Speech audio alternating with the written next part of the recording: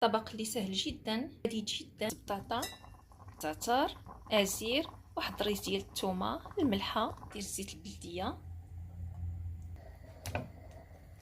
الابزار، الملحه، ورق سيدي موسى.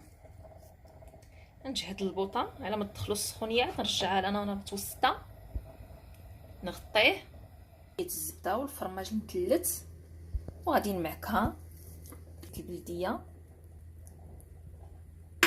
من بعد ما غطيتو راه طلق الماء، غادي نجهد عليه الشاف ونقلبو على الجهه الاخرى. في الجنب ديالو النيت غادي ندير واحد البصله صغيره محكوكه مع الريز ديال الثومه، نحيدو الحيمه، صيفو كريمه الطبخ، طريف ديال الزبده، باش ملحه وشويه ديال البصار. صافي نطفي عليها، نخليها غير تغلي نطفي. البطاطا نزيد عليها الصوص